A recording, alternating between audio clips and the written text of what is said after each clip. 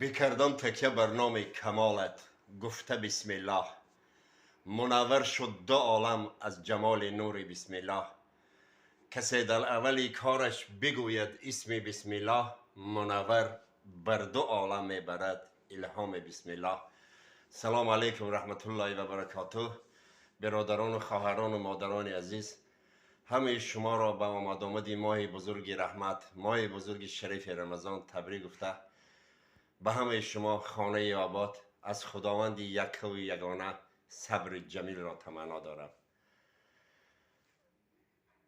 ماه رحمت آمده است برادرها، یکدیگر فهمی کنین و یک خواهش برادرانه دارم.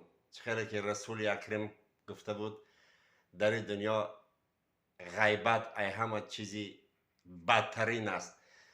خیلی که همه ما و شما میدونیم که خیلی بزرگا گفتن که پیش ای روز قیامت همه چی بسیار میشه.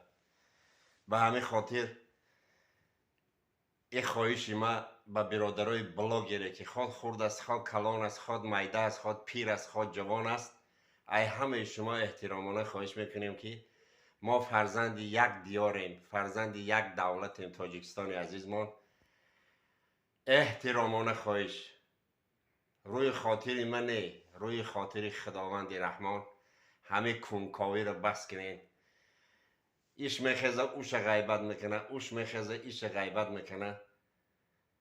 ای برادر بجای خوب نمیبره همه غیبت کنی. یه بار دیگه هم همه تون در ماه بزرگ رحمت بگذار همه ماه رحمت برای همه من امتحان شوه، یک دیگر فهمیشیم و به قدر یک دیگر برسیم. اللهم صل علی سیدنا نبینا شفیعنا مولانا محمد و علی کل اصحاب اجمعین برحمتک یا ارحم الراحمین.